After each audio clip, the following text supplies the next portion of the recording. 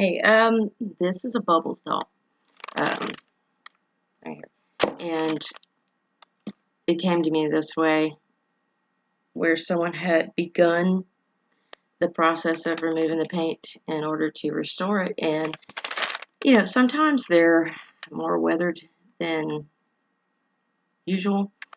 This is a good example of when the surface composition comes off with the paint, and this is a good show of the anatomy, I guess, of the composition doll.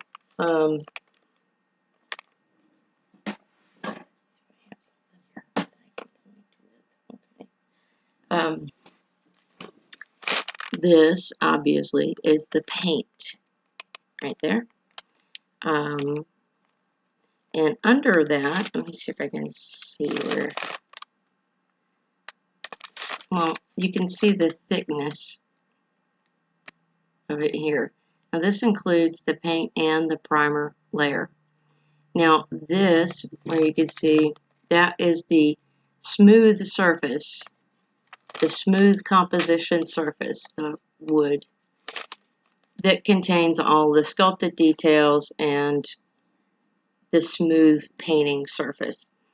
And then you can see how it's been ripped away here. And this is extremely rough right here. You can't, if you were to paint, that would be absolutely atrocious. So it's extremely rough, and what are you going to do? You're basically going to give it a new skin. Usually once I start chipping, as I call it, removing the paint, if I see that it's going to be like this, I stop, because it's just going to do double the work. And I just cover even the paint, unless it's sticking up, you know, like this is sticking up just a little bit. Unless it's sticking up, I just cover it, paint and all, with new skin. So,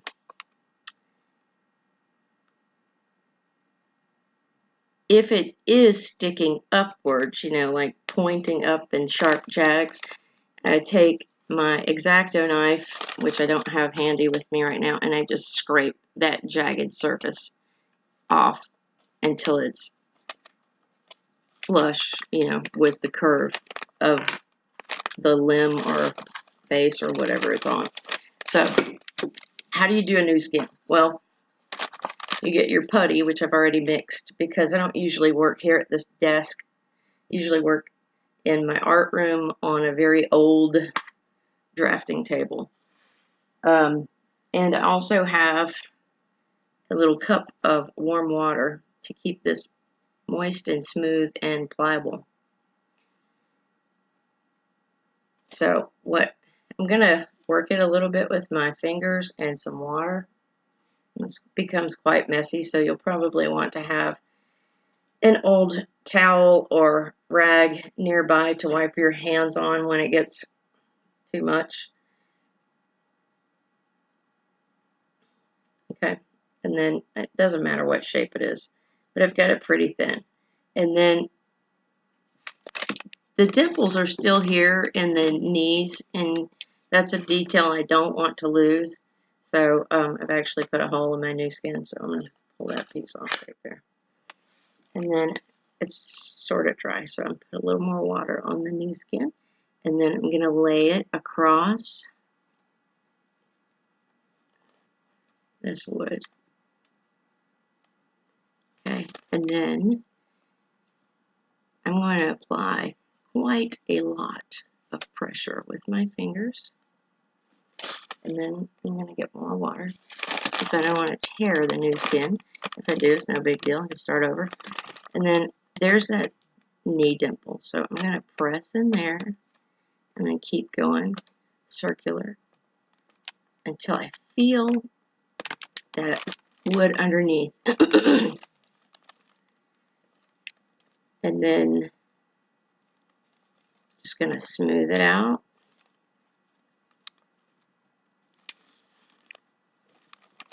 Just to spread it as much as I can.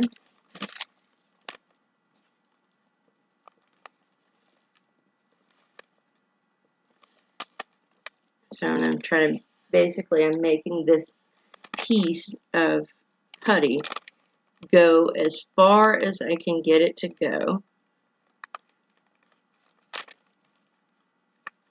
Putting it on pretty thin so that the sculpted details that are still there will show up through my thin layer of smooth putty, giving it a new smooth surface with all of the old details still in it, or at least most of them. Some of them will get torn away in a doll that's weathered this badly, and then you will just have to re-sculpt when they're completely torn away, or if they're not really all that important of a detail. Oops, there goes my fingernail in it.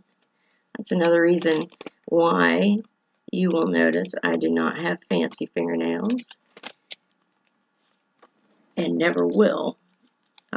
They jab your putty, and it's impossible to work with putty and art materials when you have long fingernails. I have the ability to grow my own fingernails quite long because they're very hard and they don't split, but I don't because I'm an artist and because I don't really like them. They get hung on stuff and hurt, bang them on things. Sort of a klutz, I guess. But I know that you can't see the side that I'm working on right now, but I'll get back around to the side you can see in one moment. Try to find that knee dimple on this side.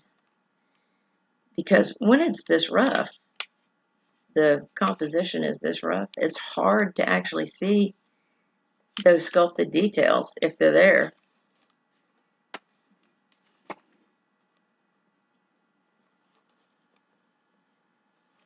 And now my cat is going to try to come walk in front of the camera. She's, no, stop it, Shmi, quit. Quit! That's not drinking water. Oh, dear Lord.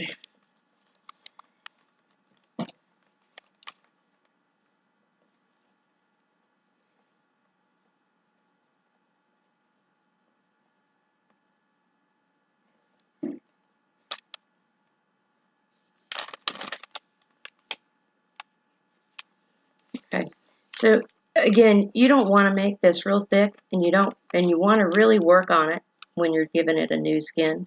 You want to really work on each little piece that you apply to make it as smooth as you can, because you don't want to have to sand until 2020 to get it smoothed back out, you know, if you put it on there kind of sloppy and jagged and whatever. Because for me personally, I hate sanding. I hate it. Sanding is an art form for sure, especially in this, but it's extremely messy. It gets my clothes disgusting, and then I have a giant mess to vacuum up. And if I don't, I'll end up tracking it all throughout my house, which is not cool. So yeah, I don't like sanding. I like to limit it as much as possible. So therefore, I work well on my putty so that I reduce my sanding need. You can see right here, these two smooth pieces. I don't know how well this is picking up because the lighting doesn't seem quite right, but these two smooth pieces are meeting, but then there's a rough piece in the center. Sometimes it's better to just let it dry and come back later with another even thinner piece to go over that and smooth it out, or you're going to mess up everything else that you've done around it, and then you're going to end up redoing that. So you don't want to do that because you do have a very short working time with this putty. And I've mixed up quite a large chunk that I have to use within 45 minutes, they say, but really and truly, I messed up this time and I got super white. And super white seems to have a shorter working time than the typical. And yes, I use Aves Epoxy Sculpt, and that's AVES. And then it's not epoxy, it's apoxy. APOXIE or XY. I'm not sure. Now that I think about it, I don't even like bother to read it anymore. I've been using it for so long. Epoxy Sculpt, though, yeah. And I get mine from the engineer guy, who is actually local here, but still quite a drive for me. So I order it online at theengineerguy.com.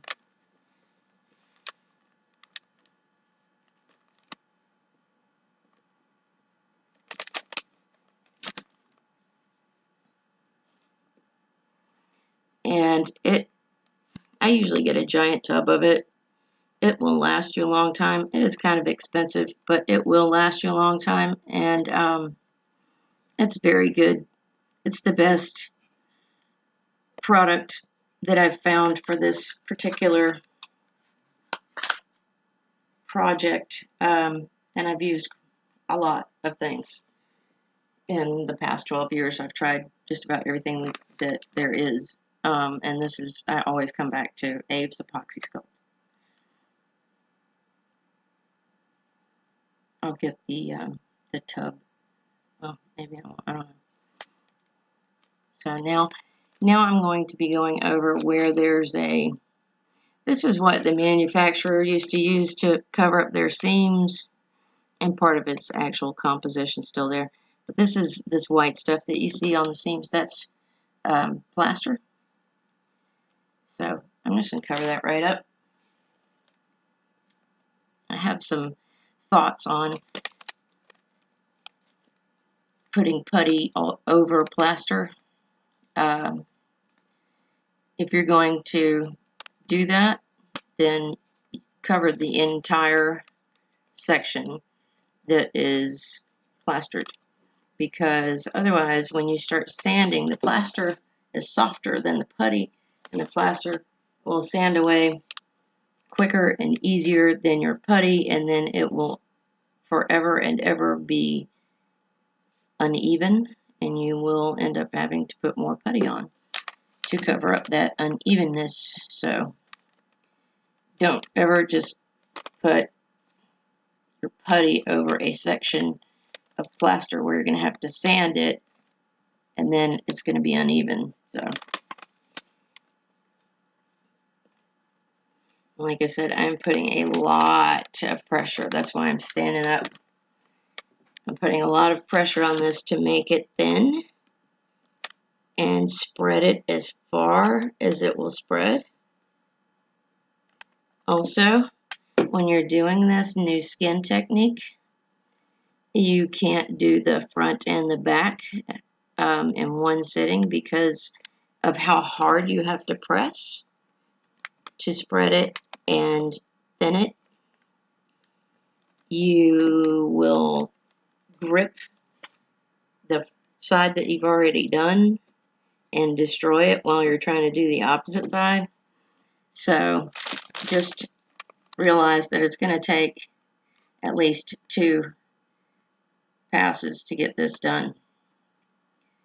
And I believe that the dimple for the knee on this side actually did get torn away. I'm going to have to re-sculpt it because I can't find it in here. I don't feel it.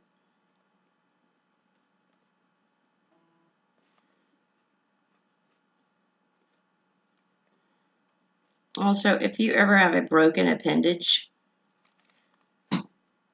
such as what it looks like, this is actually pretty common for a bubbles doll to be broken, like broken off right there in the arm. So if this were actually broken off, you would use wood glue, Elmer's wood glue, to reattach the piece, let that dry, and then you would put putty all around it to secure it. And then obviously you would sand it once the putty is dry. Dipping my putty back in some water.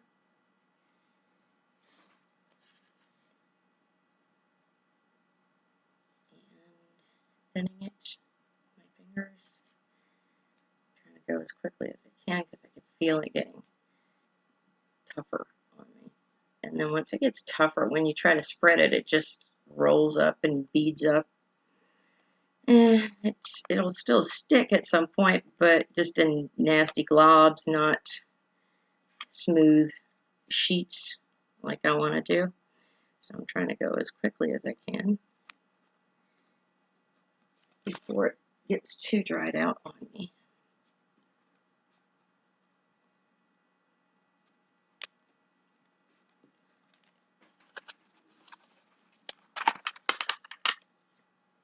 More warm water. Warm water helps it. I mean, water just period will help smooth it and keep it moist and pliable. But warm water definitely makes it more pliable and seems to extend your working time just a little bit. And occasionally, if I have to go somewhere, I have to do something where I have to put like this big blob of putty down, and I don't want to waste it because it is kind of expensive. I will run some hot water in a little disposable cup, like that little Dixie cup, and drop the mixed ball of putty down in it, and it will preserve it for a little while, for like up to 30 minutes. And then I can come back and retrieve it from the Dixie cup and continue working.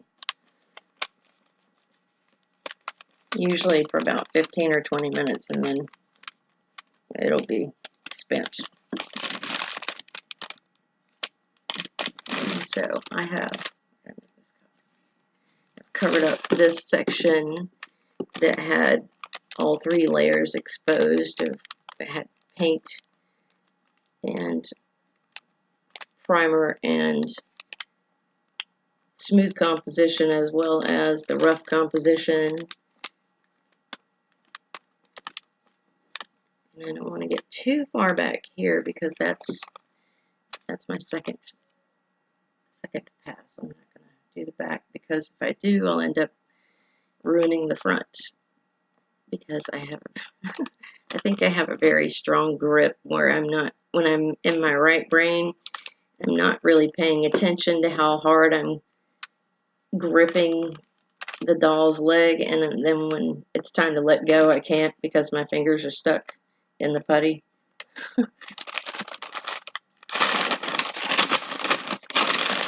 So yeah, so that's your new skin technique, and when it's dry, obviously I will sand it, make it even smoother than it is, and you will never know that it had this skin problem, I guess I might say. Alright, don't forget to subscribe and like. Thank you very much, and see you soon.